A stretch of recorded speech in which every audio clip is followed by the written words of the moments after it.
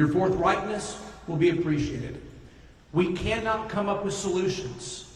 We cannot try to improve things if we don't know everything that you can share with us. So I ask you, when you're asked questions and you're testifying to this committee, please understand, the more you share, the more you open up, the more you help us understand because we were not here, the better we can do in crafting legislation to meet the need and meet the moment. But most importantly to the community,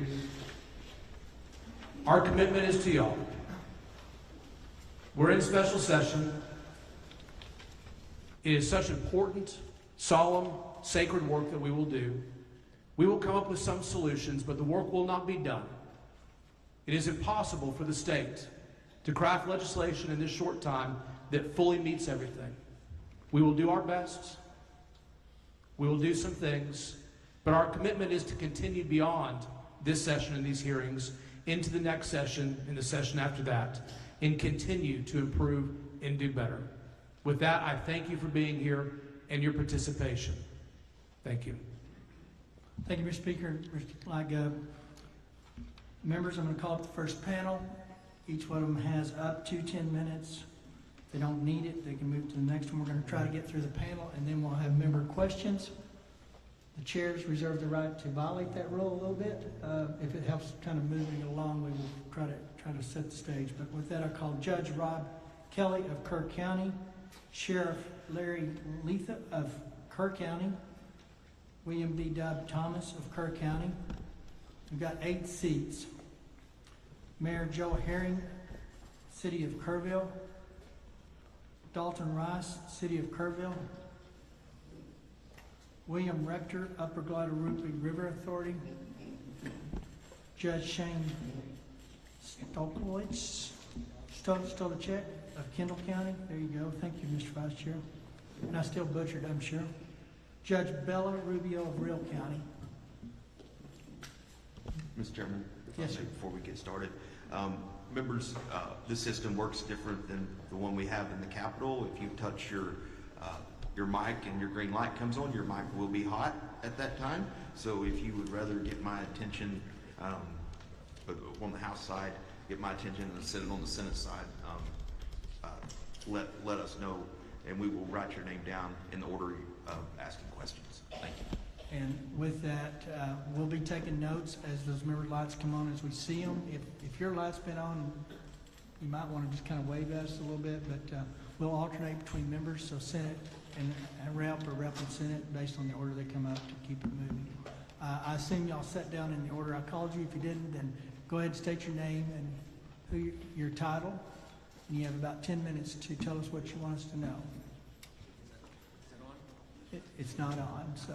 Chair, members, thank you for the opportunity to appear before you today. I am Rob Kelly, Kerr County Judge. Before I begin my formal remarks, let me speak plainly about where this county stands today. Like most Texans, we believe in localism, self-sufficiency, and volunteerism as much as possible. Even when tragedy strikes, I am proud of our emergency first responders and citizen volunteers who actively help the stranded and take the calls of those at risk.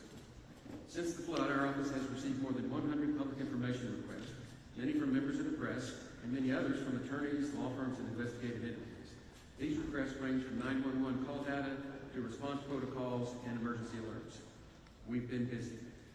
I understand that they are seeking answers on behalf of their clients, as they have every right to do, and we are cooperating with that. But I do want to be candid.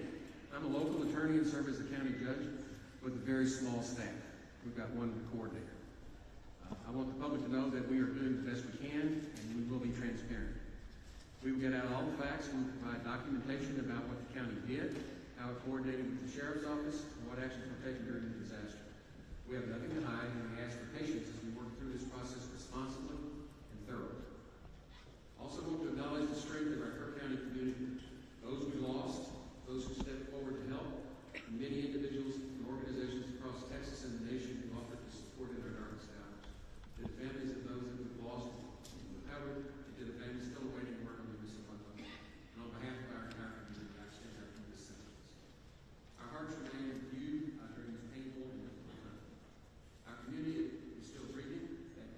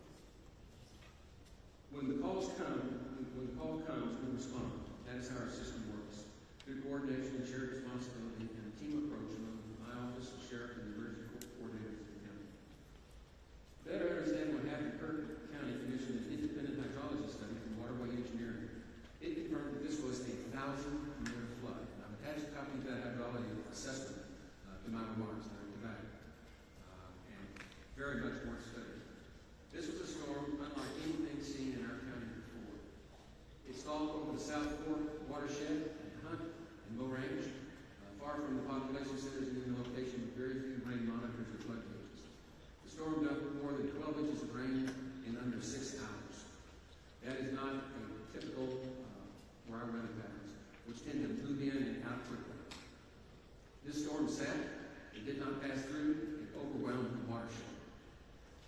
River flows in time exceeded 220,000 cubic feet per second. Water rose more than 20 feet per hour.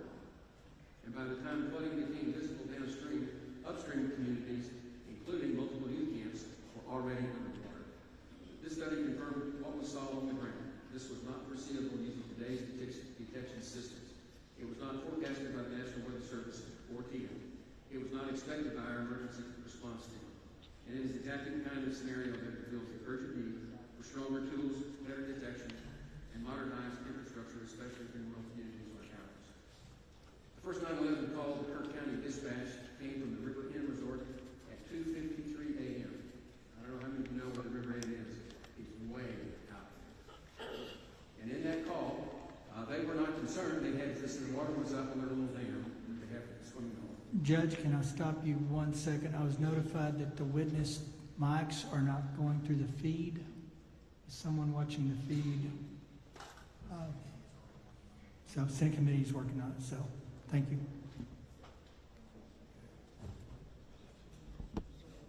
Go ahead. Okay, better?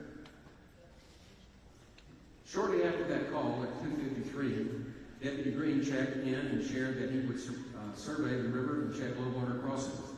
Hunt Volunteer Fire Department started door-to-door evacuations. One deputy became landlocked. Another rushed to Highway 39 to check and begin closing that road. By approximately 3:30 a.m., floodwaters had overtaken multiple crossings. We understood that we were facing a historic event. State and federal partners soon arrived, including the U.S. Coast Guard, Texas Game Wardens, TEA, and DPS, helped us coordinate a multi-agency rescue and recovery effort. Our local responder deputies, EMS, Texas DPS, and volunteer fire departments from Hunt, Centerpoint, Ingram, and Mountain Home acted with urgency and courage, putting their lives at risk. Hundreds of rescues were carried out by boat, by air, from rooftops, trees.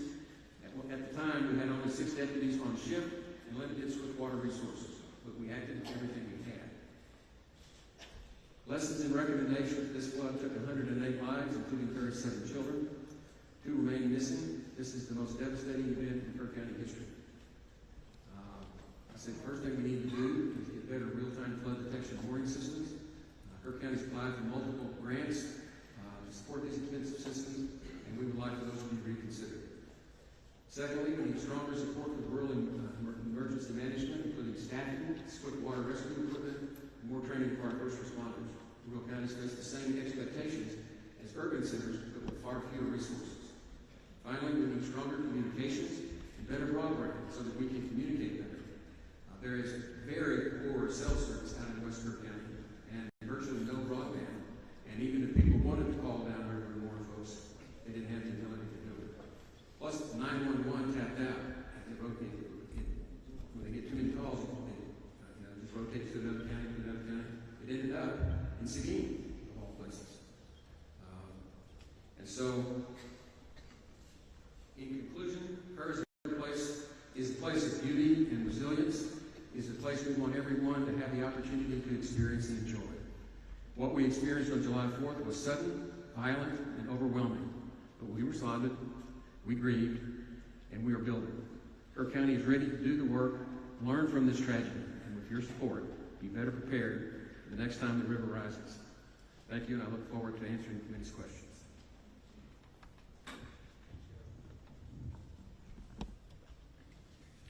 Yes, my name is Larry Lee Leland, Kirk County Sheriff. Chair members of the committee, thank you for the opportunity to speak to you today on behalf of the men and women of Kirk County Sheriff's Office, our dispatchers, our deputies, and our entire emergency response team. I appear today not only as sheriff, but as a voice for those who put themselves in harm's way without hesitation, and for a community still recovering from an unprecedented natural disaster. Our deputies and dispatchers perform their jobs with courage, discipline, and determination under extreme circumstances. They responded not just professionally, but personally. Our sergeant on duty grew up in Hunt. He and his family still live in that area today. He assessed the low water crossings. He almost lost his vehicle within minutes because he was facing high water like nothing he'd ever seen before. Now, this is the same road that this deputy drives in and day out to come to work. and they did so while the ground underneath them was shifting. Since the flood, people have been asking for fair questions, and I welcome the opportunity to address them today. My goal is to provide helpful context about the conditions we faced and how the events unfolded on the ground in real time. My deputies on duty had no idea, no warning, that there was going to be a major tsunami-like event on the South Fork. I went to bed that evening on July 3rd with zero worries. We had several weather reports that shared good news. We were finally going to get some rain. We had no idea to elevate the preparedness posture with the information we had at the time. That said, one dispatcher began receiving calls from a location upriver. The deputies on duty mobilized, as we always do, to address high-risk flood zones, starting along Highway 39 and heading further west toward Schumacher Crossing. What they encountered were roads already beginning to be overtaken by water in low-lying neighborhoods. They needed immediate evacuation. In those first few hours, one two-man team of dispatchers handled 615 radio transitions and more than 100 emergency calls, while mobilizing our fire department and rescue team. They never faltered. They stayed calm under immense pressure. One dispatcher remained on the line for 24 minutes with two young children whose cabin was filling up with water. She stayed with them till the end. The other responding deputies didn't wait for orders. They deployed immediately. One was nearly overtaken at Shoemaker Crossing, escaping on foot before turning around to help evacuate homes downstream. Another went door to door through the water to wake residents who were still asleep. These homes were not over water yet, but would be within minutes. There was no time for formal orders. They were only there to move, and they moved quickly. We had multiple deputies and first responders in multiple locations rescuing people and facilitating evacuations. Our responders, fire department used whatever they had to pull people out of harm's way. Most of our firefighters here are volunteers. Few have specialized swiftwater equipment or the proper training. But they did not hesitate, not once. They did what they needed to do, relying on their instincts and what training they had. In Kerr County, our emergency response community operates as one team. Effective responses require coordination across the board, from the cities of Ingram and Kerrville to my office, to our dispatchers and volunteer fire departments. No single individual is solely responsible for issuing alerts, monitoring our water crossing, or managing every aspect of a large-scale emergency of this matter. We rely on established procedures, coordinate, establish command, and mobilize resources quickly. It only works when we work together. That's extremely what we did that morning to the best of our abilities. We established an initial incident command center within the first hour, correction. Additional support from the Texas Game Warden and Texas DPS began arriving soon thereafter. I mobilized our special operations team to assist with search and rescue and to begin collecting victims. The air rescue landing zone was located at Ingram Elementary School, and we established a family reunification center at the Ingram High School just blocks away. Our team continued to mobilize and initiate additional resources. We blocked the roads and dispatch managed incoming emergency calls. I was present for Chief Nim Kidd's testimony to this committee last week. He confirmed what we knew at the time about the forecasted weather conditions. We monitored the same National Weather Service reports, and the weather locally showed no indication for worry. We had no idea that a 30 to 35 foot wall of water was going to be coming down the Guadalupe River that morning. And it came with a force, speed, and devastation that no one has ever seen before in this county. Yet no one stood still, no one waited, we all responded as one. I take great pride in how my people responded and how we pulled together under the worst circumstances we've ever faced. This was not familiar of presidents in my view. It was a test of capacity under extreme, unpredictable conditions. As we look ahead, I want to offer a few observations and actions we are already taking at the Sheriff's Office. We are already acting to strengthen protocols regarding low water crossing assessments of our deputies on duty. But more must be done to improve the ability to predict these type of fast-moving weather events. In my view, no alert system would have changed the outcome or prevented the tragic loss of life that was upriver. By the time the true danger became clear, the monitoring our office was in full mode, rescuing residents and visitors. This is a tragic event, but it is also a reality, as we will be committed by learning from and doing everything possible to prevent this in the future. What matters is not blame, it's commitment. It's commitment to improve. As you requested, I want to share my views on areas of improvement. First, we know there is room for better understanding and monitoring upstream rainfall. We depend on agencies like USGS and NOAA, and while their data continues to improve, this event showed how quickly conditions can evolve beyond the bounds and modeling. Second, interoperability matters. Our communication system performed well, and that is part because of the investment we made, some through grants, some through community-raised funds, to ensure our responders are connected. But we still have more to do, especially when it comes to coordinating and communicating with mutual aid agencies in the county or in our region. You have my commitment that we will improve these systems. Third, we're already taking steps to assess how we can further enhance our countywide alert system to reach more people through automated alerts, such as how the integrated the IPAWS alert system. We want to remove any potential for delay. That's within our control, and that's what we're working on. As for sirens, I know there's a question, and I think that merits consideration, especially for the dense populated regions along the river. This is a decision the entire county must evaluate. But in this specific case, particularly the Hunt area, I don't know if sirens would have changed the outcome. The water came too fast, and that leads to me the importance of educating our seasonal visitors and the youth camp operators about the importance of flash flood monitoring and knowing their evacuation plans. In many, if not most cases along the river, people need to head to high ground, not on the roads. We have too many low-lying roadways and river crossings throughout the Guadalupe Basin, especially in the South Fork, to support road-based evacuations.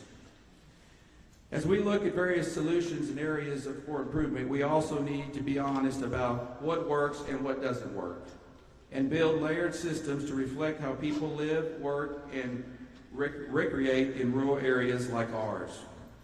What matters most is that we continue to improve together. We've committed to doing everything we can with the resource we have and supporting our residents and visitors in every way we know how to. We will do that while we work together to get this county and our people back on their feet for recovery. What I'd like to say personally, I'm 59 years old. I went to school here, my children went to school here, and my grandchildren are currently going to school here.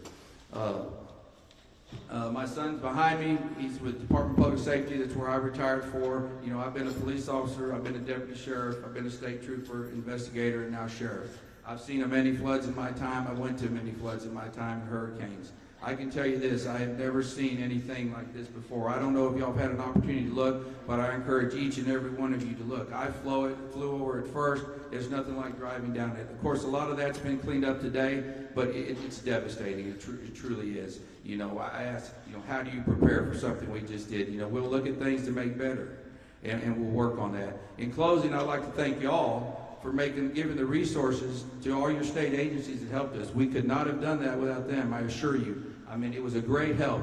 I've been in this barn right here and showed many pigs in this barn along with my children. I've never seen the amount of police officers and first responders here over 2,000. It was very impressive, and I thank you for that. Thank you. Doug? Chair, is it working? Yeah, pull it up there close. There you go. Chair, members of the committee, thank you for the opportunity to appear before you today. My name is William D. Thomas IV. I have served as the Emergency Management Coordinator for Kerr County in the City of Ingram since 2015, and I report directly to the Sheriff and the County Judge while operating out of the Sheriff's Office. I am a certified master police officer with over 34 years of law enforcement and emergency response experience, including nearly 10 years with the Kerr County Sheriff's Office and prior service with the Texas Department of Public Safety. I previously served as a highway patrol lieutenant and held the role of district disaster chairman for the El Paso subdistrict and the role of assistant district disaster chairman for the Waco district.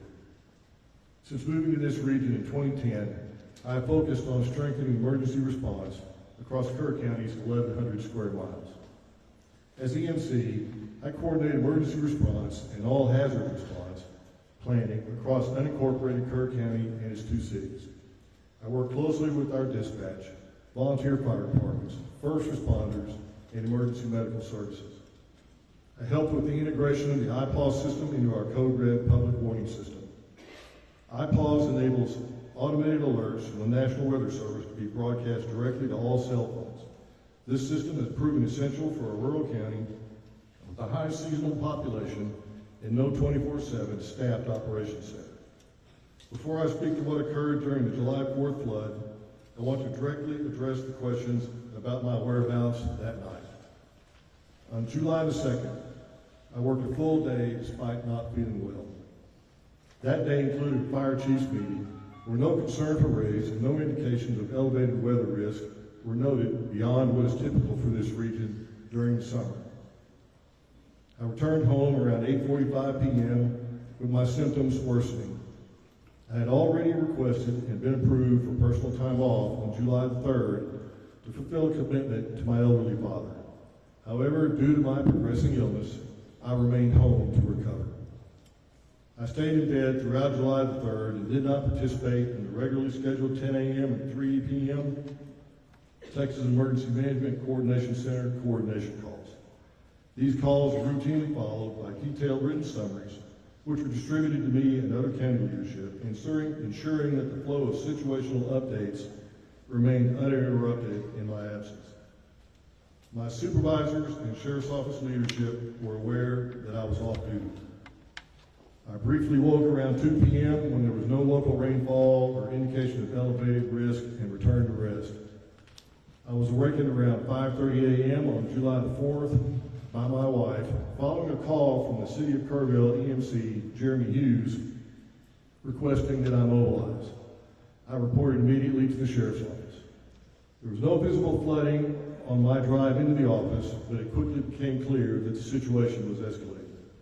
By approximately 6 a.m., I was actively coordinating our county's response in close contact with the Sheriff, the Emergency Operations Center, and Mr. Hughes, working together under rapidly changing and difficult conditions. Our first responders mobilized without hesitation.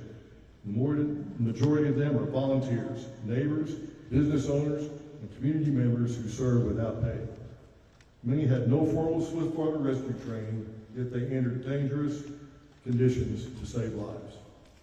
Their actions were nothing short of extraordinary, and I want to take this opportunity to publicly recognize their bravery, skill, and selflessness during one of our county's most challenging emergencies.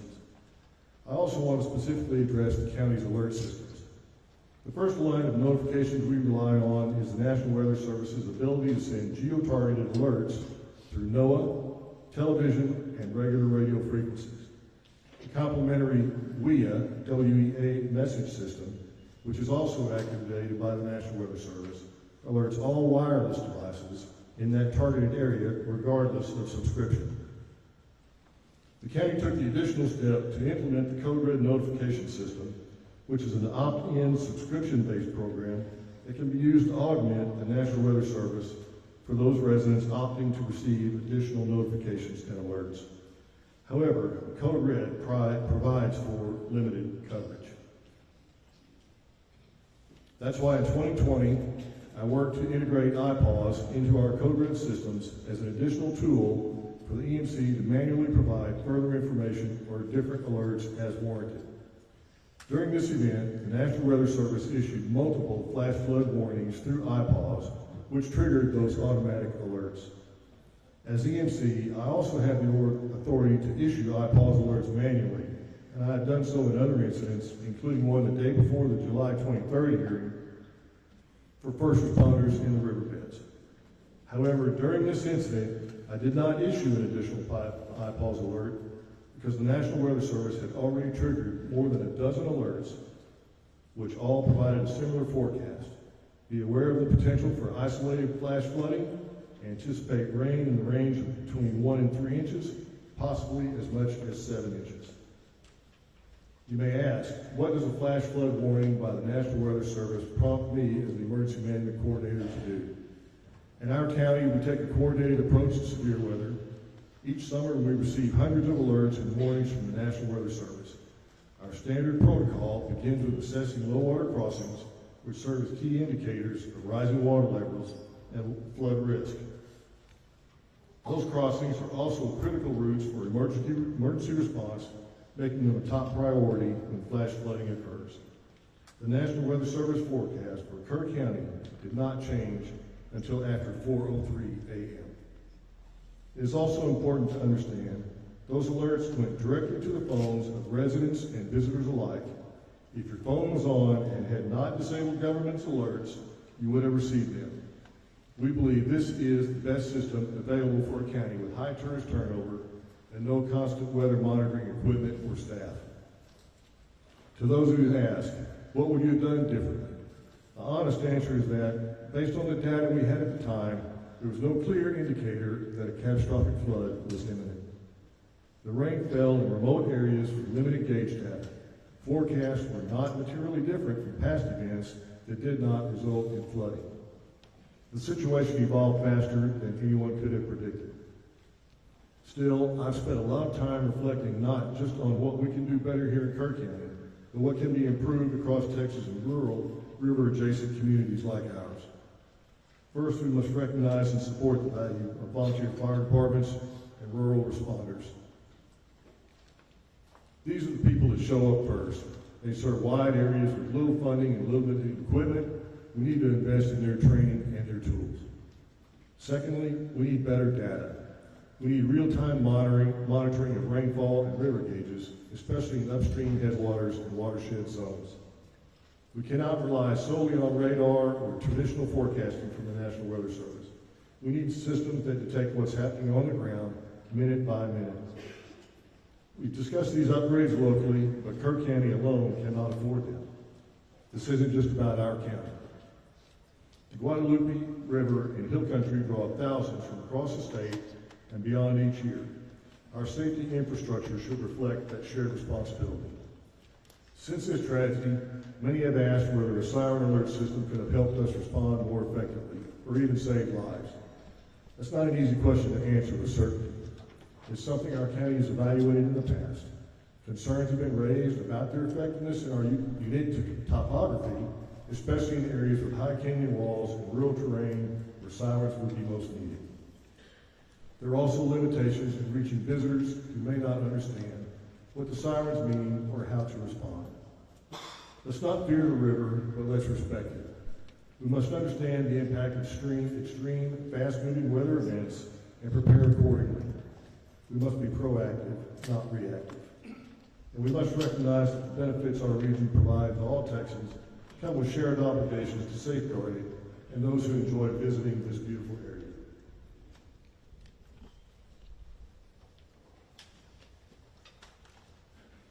This is a tragedy not just for Kerr County, but for all of the communities downriver, and it must be seen as part of a larger trend with a statewide response.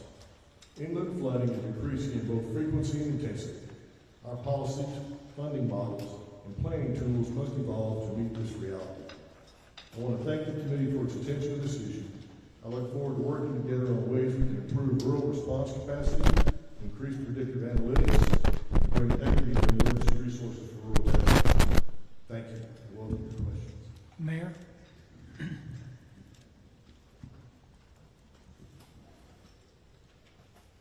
My name is Joe Herrick Jr. I'm the mayor of the city of Kerr. I want to say thank you to Lieutenant Governor Patrick, Speaker Burrows. I want to say thank you to Chairman Perry, Chairman Keene, and all committee members for coming to Kerr to hold this hearing. I know it took time and extra effort,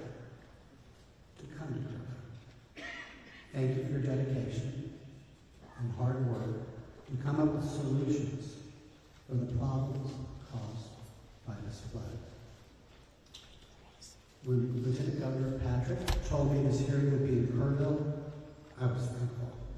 Thankful because it's important for you to be here when the flood happened.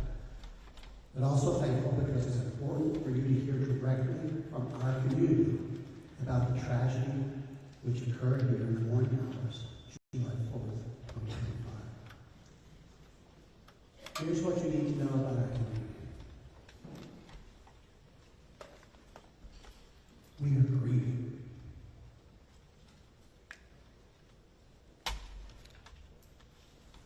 We are shaken. But we are not broken.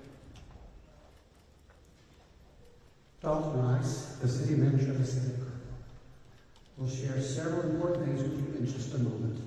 He will share the timeline of the city's response to this disaster. He will share some of the actions we took which helped save lives. And he will share some of the lessons we've learned since July 4th, things we can do better to improve our city's response when the Guadalupe River floods came.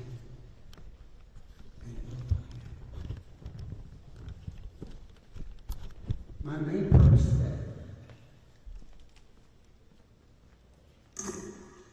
is to join Lieutenant Governor Patrick in calling for a flood warning system to be designed and installed in Kirk County before next summer. Whether it's a series of warning sirens or an automated, data-driven alerting system, or even a hybrid of both, we need solutions in place that protect the public and save lives. Frankly, we will need your help to achieve this goal. Here's one thing I learned from this tragedy. When Kerrville and Kirk County asked for help, help came. You are here today, and we're asking you for help. Help came from the state of Texas, help came from the United States, and help came from around the world. President Trump and Governor Abbott have been focused on sending help. I will be forever thankful to the brave men and women who showed up here to rescue those in peril and to search for those who are still lost. Thousands also came to feed the hungry, to give shelter to those who lost their homes, and to help our communities rebuild. Please know that Kerrville and Kirk County are grateful. Thanks again for being here today. I know we can find solutions together. Dalton. Lieutenant Governor Patrick, Speaker Burrows, Chairman Perry, and Chairman King, and honorable members of this committee. Thank you for being here in Kerrville and Kirk County and for the opportunity to speak.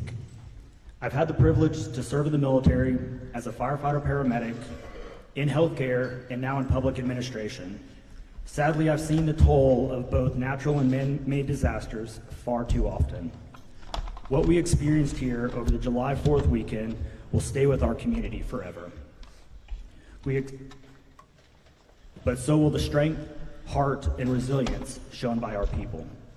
Let me begin with a brief overview of Kerrville and our emergency planning efforts. Kerrville is a full-service city of about 25,000 people located in the heart of the Texas Hill Country in East Kirk County. Emergency management is a shared responsibility embedded in our culture from city council to our frontline responders. We maintain an updated hazard mitigation plan, develop emergency action plans for large and small events, and routinely partner with the county, National EMR, TxDOT, and others.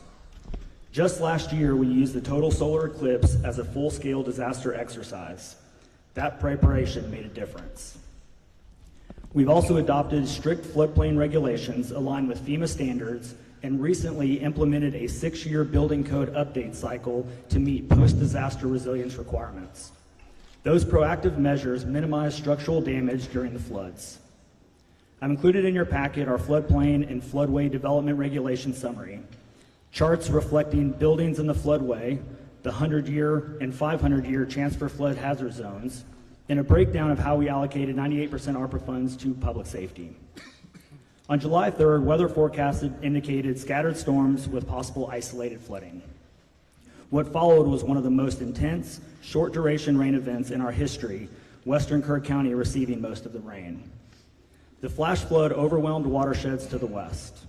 I've included in your packet a matrix of weather events since January and a map of the 16 watersheds that impact Kerr County. Our new public safety facility is currently being built. Despite not having a completed emergency operations center, our teams were coordinated and responded rapidly. Teams began evacuations in known low-lying areas. We relocated operations to a larger joint EOC by 6 p.m. on July 4th, and within 24 hours had a unified command established with the county, TDEM, National EMR, and many local, state, and federal partners. Kerrville operates the local Public Safety Answering Point, or PSAP, and received 35 calls from 0300 to 0400, 218 calls from 0400 to 0500, and 230 calls from 0500 to 0600.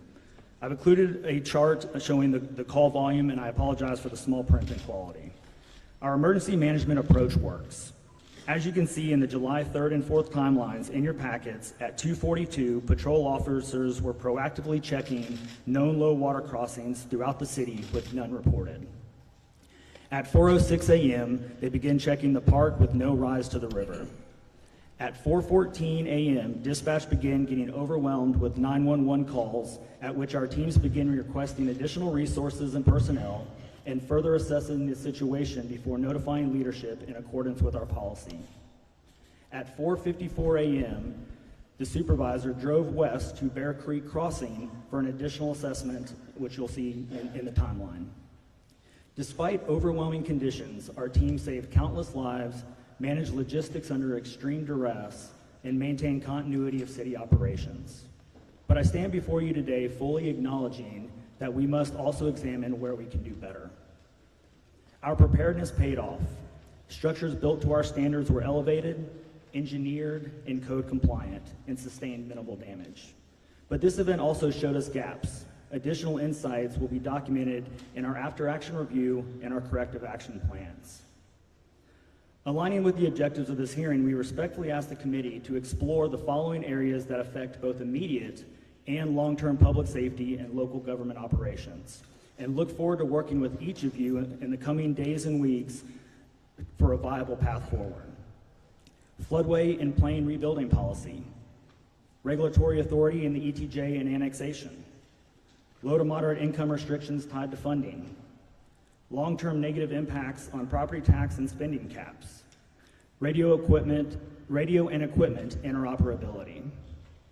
The following areas are areas we request state assistance on. Fund project identified in our stormwater master plan and the state flood plan through the Flood Infrastructure Fund and other funding sources. Invest in localized predictive weather modeling to better serve rural communities. Expand the Broadband Infrastructure Fund or other funding mechanisms to improve cellular coverage in rural areas.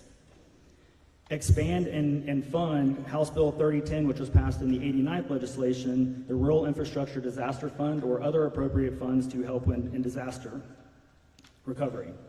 Establish a dedicated hazard mitigation fund aligned with local hazard mitigation plans. Develop automated data-driven flood and weather alert systems. And consider requiring camps in certain facilities in high-risk areas to maintain emergency action plans. It is still very early in the process, and I'm proud of what our teams have accomplished. Our people acted with professionalism and heart, often while their own families were in danger. I am proud of them, but we're not too proud to say we can do better, and we want to work with you to make that happen. We've also identified some lessons learned, even in the short time before our after-action review. We've identified areas of improvement in our dispatch center and notification processes. While critical information reached the right people, we recognize the need for more streamlined communication. A 3:34 a.m. call was transferred to the county, but we lacked the procedure to notify all personnel in flooding events across the jurisdictions. Our patrols team showed strong situational awareness, but broader communication is essential. Family communication during the event could have been faster. Although support services were in place, there were moments when families received updates through the media before hearing directly from officials. Once identified, we assigned a public information officer to provide 24/7 family communication, and Sheriff Blatha and I remained directly engaged with the families. Additional insights will be documented in our after-action review and corrective action plans. Kerrville will rebuild, but we need the tools and the funding to do it right. Thank you for allowing us to share our story, and I'm happy to answer any questions. William?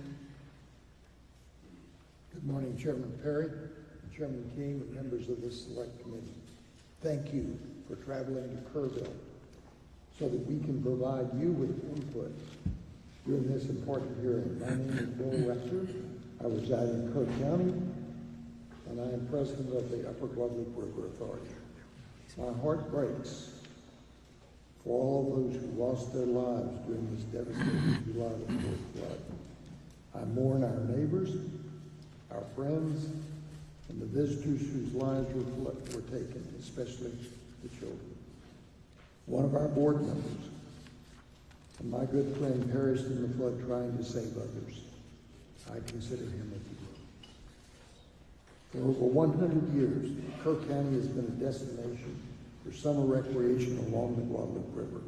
These activities are integral to our shared cultural heritage. However, recent events have eroded public confidence in river safety.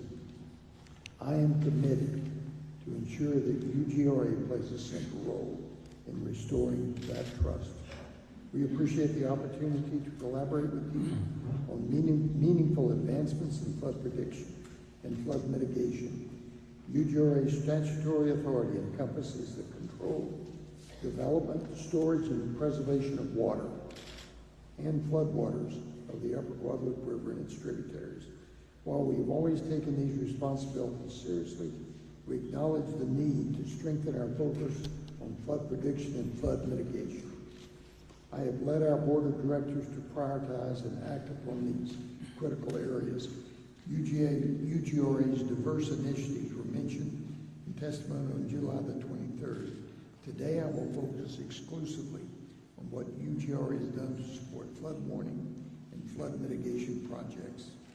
I see these as two pivotal, vital aspects of flood control. I would like to begin with first, flood warning.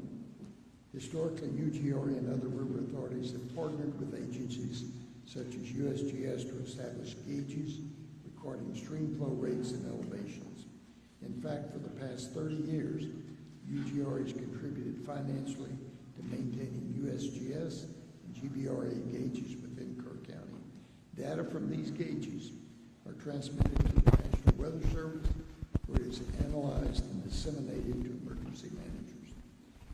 It is the recognized responsibility of city, county, state, and federal emergency management agencies, not UGRA, to utilize the data we provide to inform life and property saving measures. Emergency response coordination has never been a legislative obligation assigned to UGRA. For the past 10 years, UGRA has taken numerous actions to improve flood prediction and warning. In 2016, UGRA jointly funded a preliminary study for a flood warning system.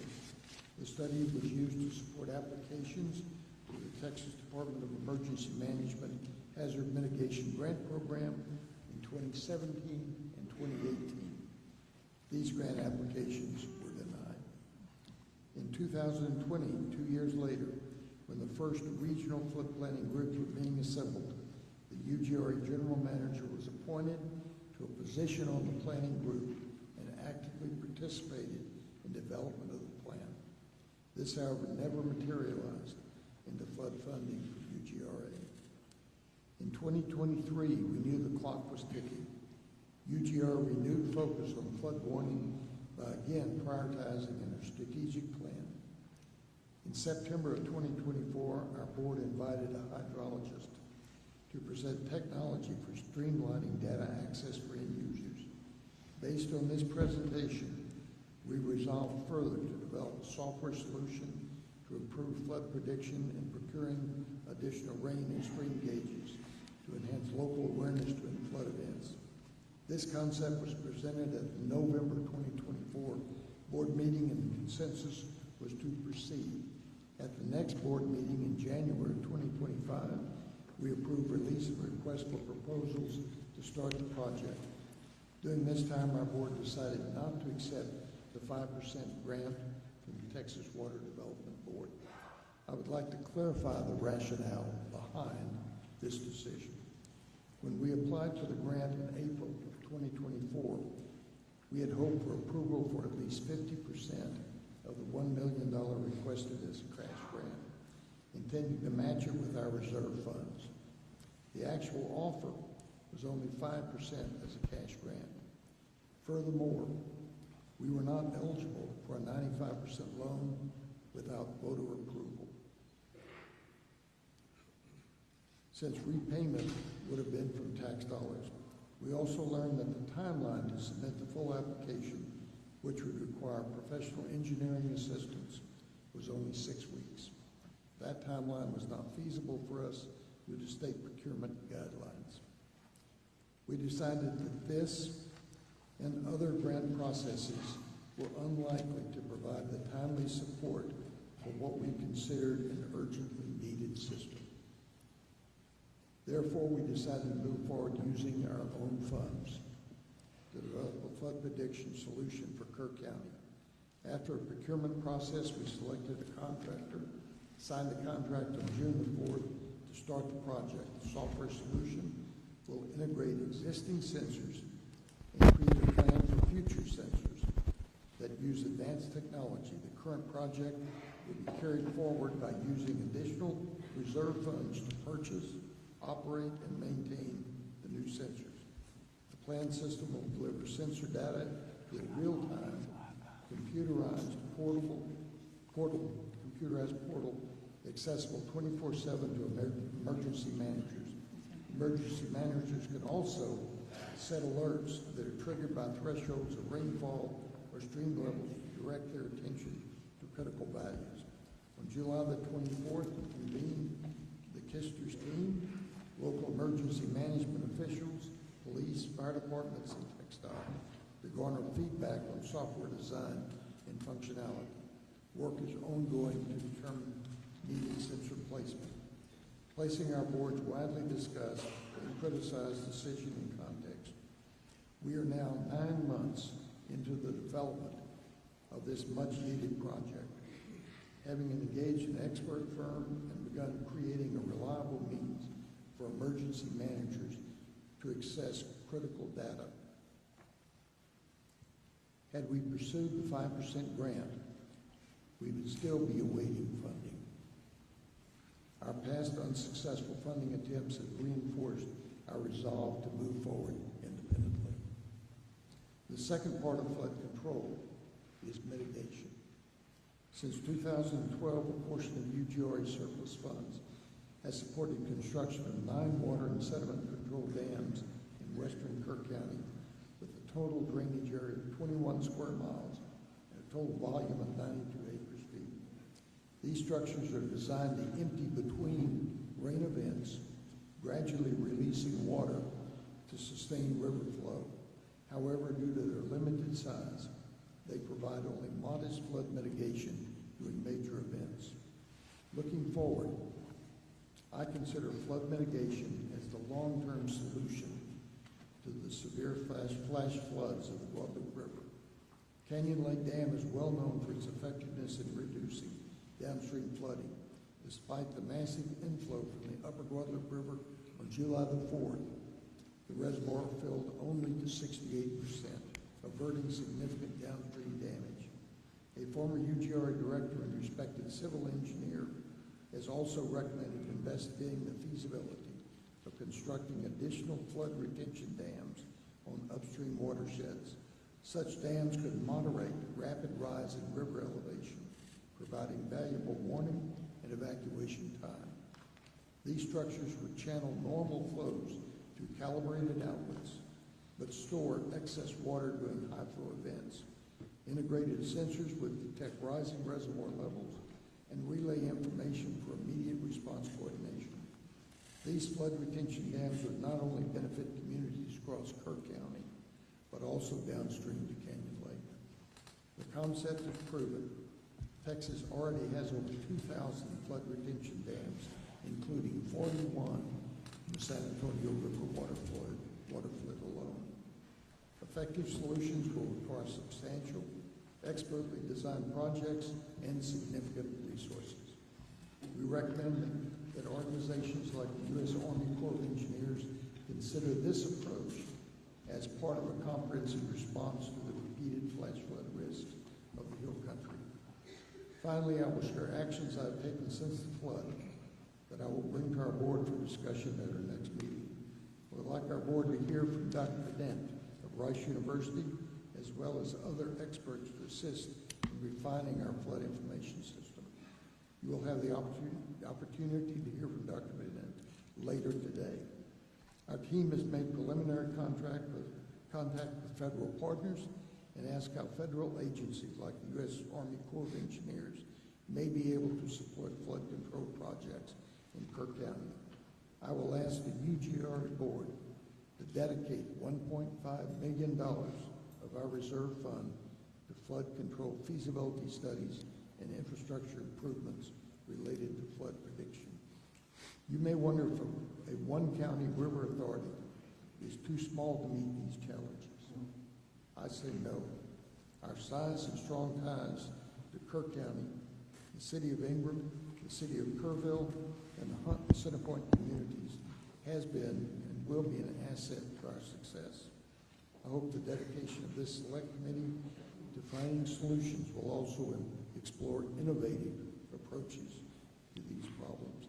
Thank you for that. Thank you for being here today, and I look forward to your comments. All right, Shane, pull it up close, please.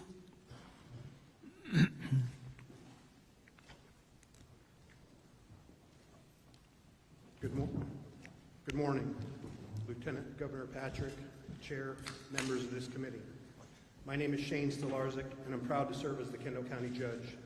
I've also served 10 years as a major in the United States Air Force, including an active duty tour during the COVID-19 pandemic, stationed at Joint Base San Antonio. Outside my judicial role, I'm a 24-year practicing appellate attorney and small business owner. Before I begin, I want to recognize and thank TDM, especially Chief Nimkid, Chief Darren Brinkader, and our CLO, Scott Haynes, for their crucial support during our recent flood disaster. Their ongoing communication, guidance, were key to our emergency management team's ability to respond effectively and safely. Let me pose a simple but powerful question to this committee. Proper planning or dumb luck? If your life depended on it, which would you choose? Disasters always carry an element of unpredictability. We were fortunate this time. The USGS flood gauge data reflected a 50-year flood event for the Comfort community, not a 100-year, not a 500-year event. Even more luckily, Sir, can you pull that right up there? The stream requires you almost to eat that mic. Sorry, sir. You can't get too close. How's that Right. better? There, Okay. Even more luckily, Cypress Creek and Comfort did not flood. But make no mistake, it was proper planning, not luck, that formed the backbone of our response. Our philosophy in Kendall County is simple: prepare for the worst every time. That philosophy guided the creation and implementation of our Emergency Action Plan, our EAP. This is not just a binder gathering dust, it's a living document, tested, updated, and actively used by our coordinated emergency team. Our EAP was recently used in response to the Texas eclipse events last year and proved vital again during this flood. Our success depended on trusted collaboration between our emergency personnel, engineers, volunteers, and regional partners. From shelter coordination and road closures to public alerts, we operated as one team with one mission: protect lives and property. I share this today not to say we have all the answers, but to stress that the importance of investing in emergency preparedness before the disaster strikes. The timeline of our flood response shows our proactiveness prior to the floodwaters reaching our community. Our vigilance of the weather began on July 3rd, 2025. At 8:37 a.m., CLO Scott Haynes contacted our emergency management coordinator, Brady Constantine, and advised him to be vigilant and stay alert for heavy rain over the area in the late evening and early morning hours. Haynes specifically advised Constantine to take note of RV parks and campgrounds along the river. At 10 a.m. on July 3rd, EMC Brady Constantine attended a State Operations Center weather call advisory of the potential weather. At 10:25 a.m., EMC Constantine responded by emailing all our volunteer fire chiefs, our EMS administrator, the Kendall County Sheriff Patrol Sergeant on call, and our Precinct 4 Commissioner, reminding them to be vigilant and on alert for potential flooding in the Comfort area. At 1:18 p.m. on July 3rd, the National Weather Service issued a flood watch, advising of potential local heavy rainfall and flooding. At 6 p.m., we started sharing Facebook weather updates and currently monitoring the incoming storms. At 11:41 p.m., the National Weather Service escalated the situation to a flash flood warning. By midnight, EMC Constantine continued to actively monitor weather reports and river gauges in Comfort, coordinating closely with our sheriff's deputies. This continued throughout the night and into the early hours of July 4th because EMC and Constantine, I quote, had an uneasy feeling that night about the pending weather conditions. At 1:14 a.m., flash flood warning with a considerable tag was issued for Bandera and Kerr counties. EMC Constantine initiated the activation of our Emergency Operations Center for Kendall County at 4 a.m. and started making phone calls to the pertinent EOC team members. At 4:03 a.m., flash flood warning was upgraded to a flash flood emergency for South Central Kerr County, including Hunt. At 4:32 a.m., the National Weather Service reported 5 to 10 inches of rainfall had fallen across South Central Kerr County over the past 3 to 6 hours. A particularly dangerous situation was declared and a flash flood emergency issued. At 5:29 a.m., our phone alert system, known as WENS, Wireless Emergency Notification System, issued our first flood warning for Kendall County. At 6:21 a.m., Kendall County began notifying river residents that the situation along the Guadalupe River was a concern. At 6:37 a.m., the EOC was fully activated.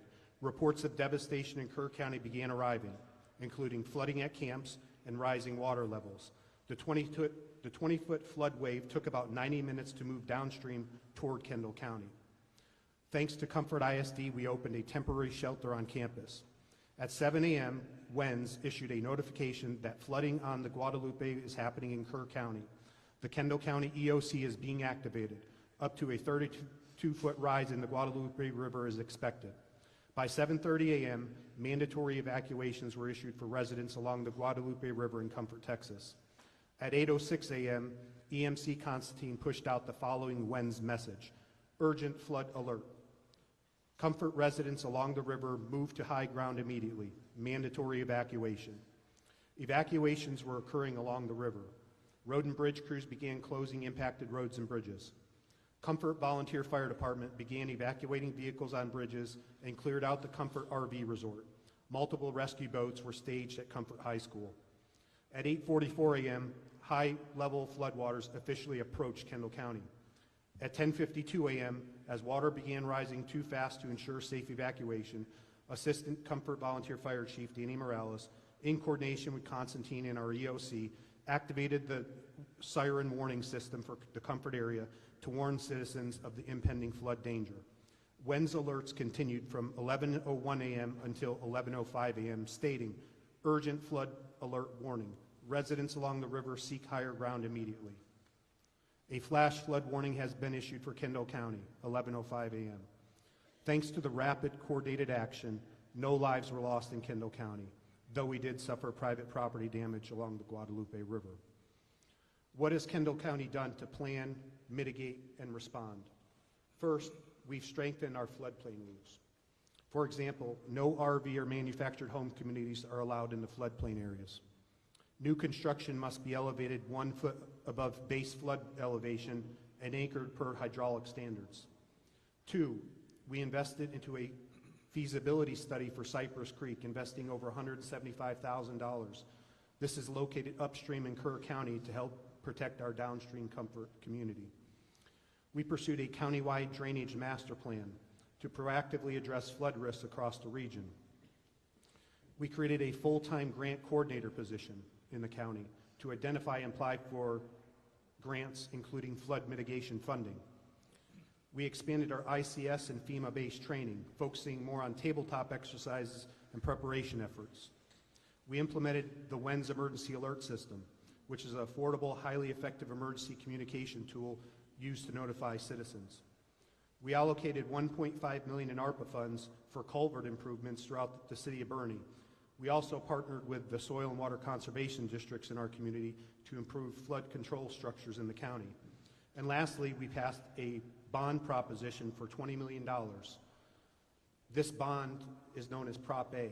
It's to purchase conservation easements and green space, protecting waterways and limiting certain harmful types of development in those areas. Recommendations to improve the state and local response capabilities. Let me first emphasize, TDM performed admirably from Kendall County's perspective. Our CLO, Scott Haynes, was embedded within our EOC from day one. His leadership maintained consistent contact and support with us. We are deeply grateful. That said, here are a few recommendations based on our experience. Improve access to the IPAWS system, the Integrated Public Alert and Warning System. It's currently too limited in access and not user-friendly. WENS and IPAWS can work together, but local officials need better access to both tools. Develop a river-wide emergency alert system, one that tracks the entire Guadalupe River and its tributaries, offering early downstream warnings across jurisdictions. 3, simplify the grant application process for small counties. Avoid requiring costly engineering studies just to apply. These costs deter small counties from even seeking funding.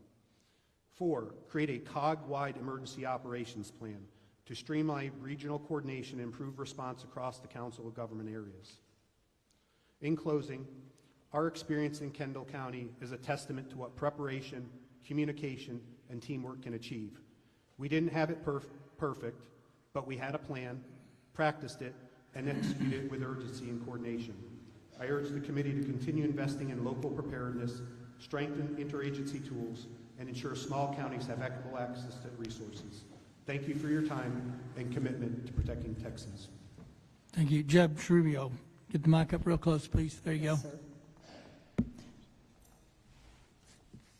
Good morning. Good morning, chairs and members of the committee. My name is Bella A. Rubio, and I'm the county judge of Real County, which is a contiguous county to Kerr County, with a population of approximately 3,000 people. First and foremost, Kerr County, you are in our daily thoughts and prayers, and to all law enforcement, first responders, volunteers, and citizens, you are the epitome of John 15:13. There's no greater love than to lay down one's life for another. Today I come before you regarding discussions, decisions that will be focusing on matters that directly impact the safety and well-being of all our counties and communities throughout Texas, and the need for dependable alert systems. The ability to quickly and effectively share information during emergencies is essential, ensuring that every resident and/or visitor, regardless of their location or situation, receives critical information. As a native pioneer family and a 40-year county employee, I have witnessed firsthand Real County transform from a ranching hunting community into a tourism-based, popular second homeowner site, as well as a subdivision developer attraction, with the majority of the growth occurring along the banks of the Frio and Nueces River.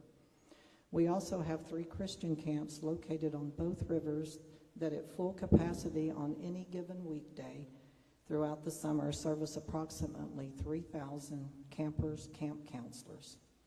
Growing up a quarter of a mile from the Frio River and currently residing on the Frio River for the past 42 years, I have experienced river creek rises and all different, some that have come just like a thief in the night. Witnessed helicopter rescue, people from rooftops and trees, and had my late husband participate in high water rescues throughout his 37-year employment with TxDOT. As part of Real County Courthouse budget preparation in my previous position as county clerk, I have seen the struggle and challenge to fund additional resources to provide and/or implement higher safety levels throughout the local law enforcement budget, Road and bridge budget, extra funding for local volunteer fire departments and volunteer EMS, and especially the radio inoperability. While Real County was not catastrophically impacted by the July 4th and July 11th floods as our neighbor Kerr County was, we are still faced with the challenge of alerting the lodging industry, homeowners, and Christian camps at full capacity located along the Frio and Oasis rivers, especially during our peak visitor season. Real County is 700 square miles, experiencing 2 major floods within a 10-day period, stretched our resources thin, which consist of our sheriff, 6 full-time deputies, 2 volunteer fire departments with 10 or less personnel each, county road and bridge department consisting of 7 employees to cover approximately 75 low water crossings located on creeks and portions of the Frio and Oasis, on various county roads, and a local TxDOT maintenance section with 11 employees to secure approximately 150 TxDOT crossings, culverts, and low spots on state roads prone to flooding as well. While our sheriff currently utilizes an app system that local residents and/or visitors can utilize to receive notifications, the system does not work in all the areas of the county due to minimal and/or zero cell phone service, nor during power outages, which occur frequently during severe weather. While all the entities do their best to collaborate in quarterly meetings and work collectively, it is extremely challenging to assure the safety and welfare of all visitors and residents during natural disasters. As the torrential rains fell in the early morning hours of July 11th, Real County Sheriff deputies began stationing themselves, as well as our Road and Bridge Department, at as many crossings as possible, beginning at 2 a.m., hoping to deter traffic attempting to drive through crossings where flooding was commencing. Effective implementation of alert systems in our rural and underserved areas present unique challenges such as limited access to broadband internet and mobile networks, along with financial constraints and lack of awareness, which can and does hinder the dissemination of critical information to those most at risk. Having an effective alert system, whether through mobile apps, sirens, monitors, or all of the above, can effectively save lives, as timely alerts can provide that vital information such as evacuation routes, shelter locations, and safety protocols, enabling individuals to take immediate action and potentially save lives. Minimum damage, as it can allow individuals and business to take steps to mitigate potential damage to property and infrastructure. In-house enhance emergency responses. Real-time alerts and instructions allow first responders to quickly access situations, allocate resources, and coordinate their efforts more effectively, improving response times and efficiency. For counties to be able to promote preparedness through reliable alert systems that would foster a culture of preparedness, empowering individuals to be more aware of risk and take proactive steps to protect themselves and their family, funding assistance must occur. Counties should not be faced with the funding of alert systems through local property taxes, which is basically our only source of income, which have been capped throughout the years and/or reduced through property tax relief. While there may be possible grants geared towards purchase of alert systems, there are none that I am aware of for the maintenance and operation of these systems, much less the replacement when destroyed either by natural disasters or types of accidents and/or vandalism. In closing, I would add that I understand there's never a perfect solution nor a fail-proof system. However, timely alerts should not have to be considered a luxury, but a fundamental necessity, especially for our most vulnerable population. I thank you for the opportunity to speak on behalf of Real County. I've attached some maps that reflect the the Frio and the Oasis River and the over 50 tributaries, such as creeks that feed into the Frio and impact it, and the Oasis as well, and impact both rivers during flooding. I know that we as Texans are stronger together. Thank you. Thank you, Judge. Members, as a reminder before we start questioning, if you have a question, just raise your hand so we can write you down. I got you. And to our panel, since there's 8 of you, some of you may be better prepared to answer a question. Just for record keeping and for those watching on the live feed, please state your name and who you represent before speaking into the mic, and pull the mic up as close as you can as well. Chair recognizes Representative Lauterbach. Thank the panel for their service. Chair Blita, could you take a minute and give us a timeline on the events of that morning?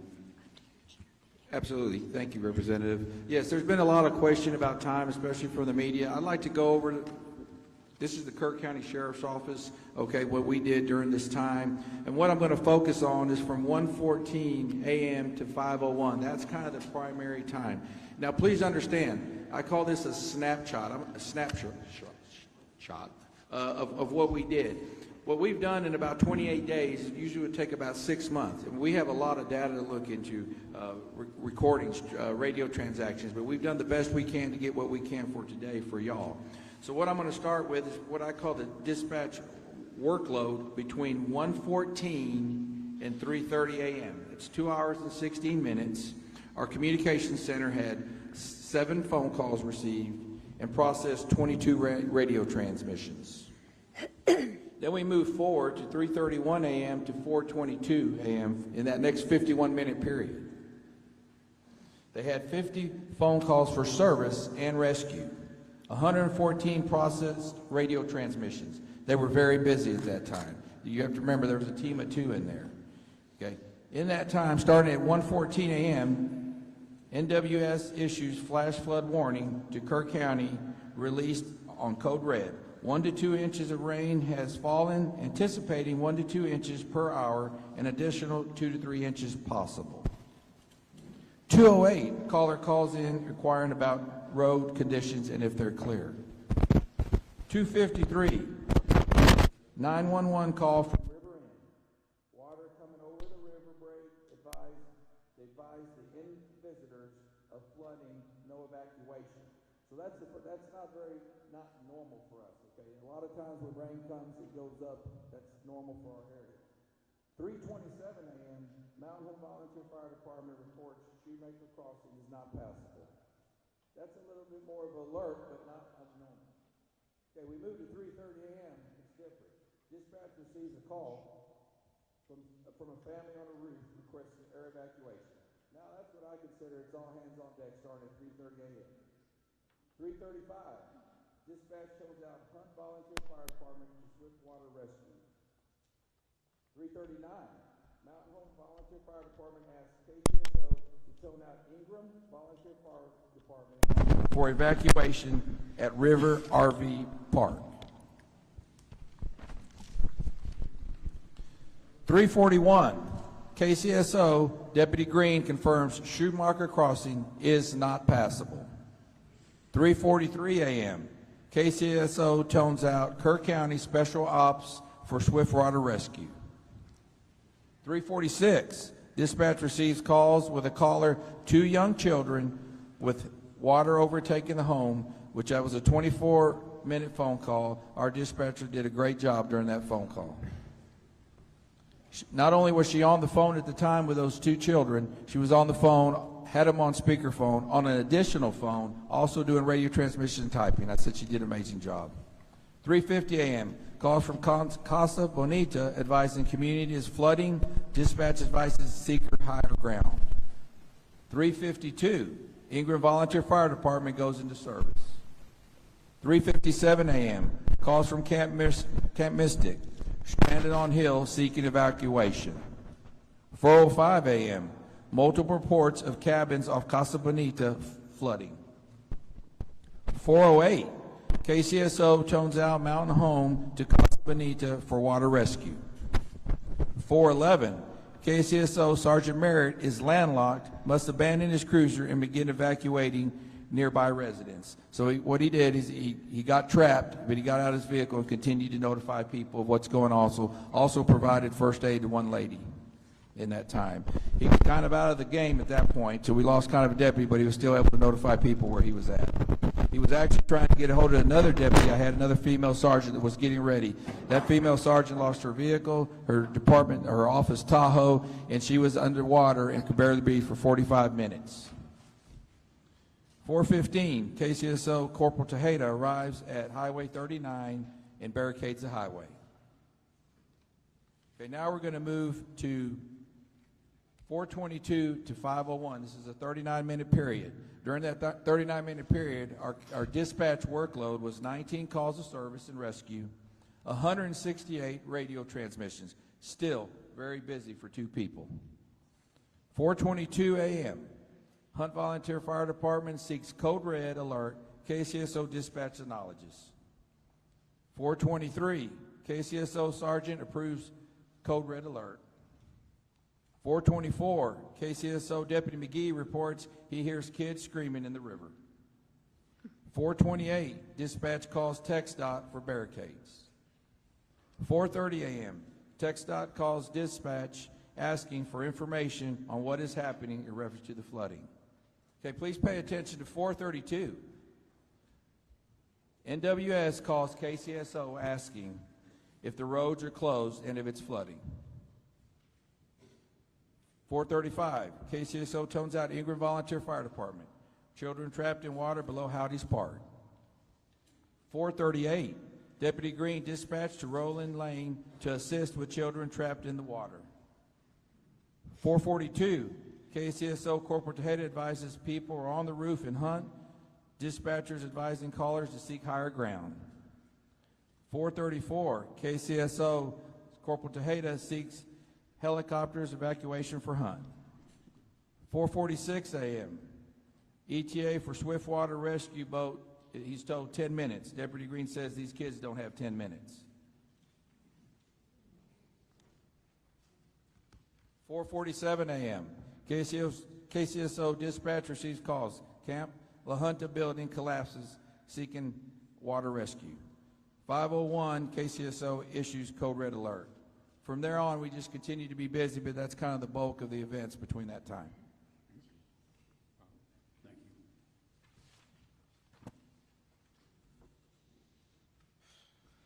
Senator Flores.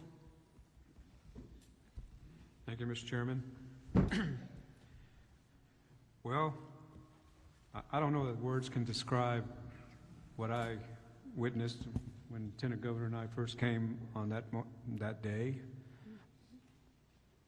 But I think it's incumbent for people to know, those that are listening locally, statewide, nationally, just what type of calamity you experienced in a short period of time that was unprecedented, a monster in the middle of the night that we've never seen before, and how this community, you all that I personally witnessed, responded with the resources you had to that calamitous event. And I want people to know what I saw. You, Sheriff, Judge, Mayor. You guys didn't sleep. I saw that. You're totally committed.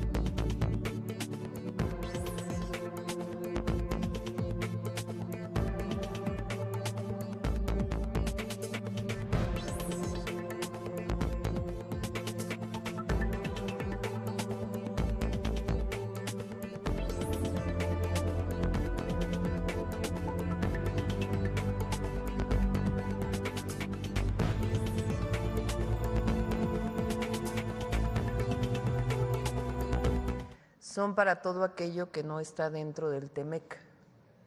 Entonces, es para lo que está fuera del TEMEC, que es el 25%, y bueno, se mantiene los aranceles para automotriz, aunque como ustedes saben hay un descuento para lo que tiene que ver con las partes fabricadas en Estados Unidos y México y Canadá también. Y pues mantenemos el mismo, o mantiene el mismo arancel para el acero y el aluminio. Pero es muy importante que se salvaguarda el tratado. Tercero, pues mantener esta mesa de diálogo, negociación permanente con su equipo. Realmente México sigue siendo hoy, dentro de este nuevo orden mundial, porque es un nuevo orden comercial mundial, tenemos el mejor acuerdo posible, comparado incluso con las demás naciones. Es decir, invertir en México sigue siendo la mejor opción. Entonces tenemos una situación muy buena frente a este nuevo orden internacional a partir de la entrada del presidente Trump al gobierno de los Estados Unidos. Y bueno, la otra es que ha funcionado nuestra estrategia de cabeza fría, temple y defensa con firmeza de nuestros principios. Entonces, pues esto es lo que podemos decirles. Contestamos sus preguntas y aquí me ayudan mis compañeros de gabinete por si hay alguna duda adicional. Adelante acá. Muchas gracias, Presidenta. Muy buenos días. Gaspar Vela, de Grupo Milenio. Preguntarle en primer lugar si hubo algún ofrecimiento en específico de México para alcanzar este acuerdo, un ofrecimiento al gobierno de Donald Trump en esta llamada. Nosotros hicimos varios planteamientos, por ejemplo, cómo reducir el déficit que le interesa al presidente de los Estados Unidos, al presidente Trump, inversiones importantes de empresas estadounidenses en México, pero se quedaron sobre la mesa. Es decir, el acuerdo que tenemos no implicó ninguna acción adicional por parte de México, sino sencillamente nos quedamos como estamos y seguimos platicando. Presidenta, ¿qué es lo que buscará México en este acuerdo comercial que se va a trabajar en los próximos 90 días? ¿En qué pondrá énfasis su gobierno?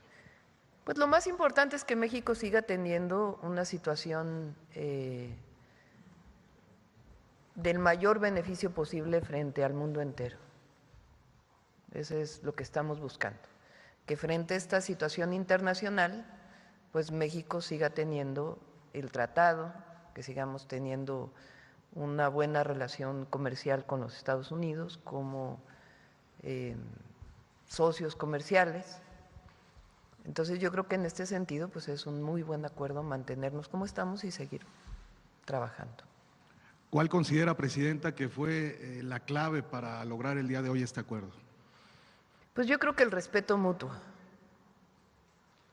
Es decir, hay que decirlo, el presidente Trump nos trata con respeto en todas las llamadas que hemos tenido, que ya han sido varias, y nosotros también. Podemos no estar de acuerdo, pero el trato es de respeto. El tema de seguridad. Y la otra, lo que representa México para Estados Unidos. México representa mucho para Estados Unidos. Somos su principal socio comercial y ellos están conscientes de ello. Entonces es muy importante el papel que tiene México en este momento. El tema de seguridad, el combate al fentanilo, ¿qué papel jugó, Presidenta, usted considera en Yo este creo acuerdo? que ha sido muy importante los avances que hemos tenido en el acuerdo de seguridad. Está prácticamente cerrado el acuerdo de seguridad. Y hay que decirlo, el acuerdo de seguridad que en su momento se firmará, pues tiene los principios que nosotros hemos sostenido siempre, que es el respeto a la soberanía, nuestro territorio, la confianza que debe haber entre los dos países y la colaboración y la cooperación sin subordinación. Por parte del presidente Donald Trump, ¿hubo alguna solicitud en este tema de seguridad, en esta llamada? Bueno, fue una conversación amplia, siempre hay solicitudes de uno y de otro lado, pero al final lo importante es el acuerdo que se logró. Finalmente, Presidenta, ¿usted tiene o se acordó alguna reunión física con Donald Trump en los próximos días? Hasta ahora no, sino sencillamente nos despedimos muy cordialmente y dijo, bueno, pues espero hablarnos ya cerca de los 90 días. Muchas gracias, Presidenta. Sí. Carlos.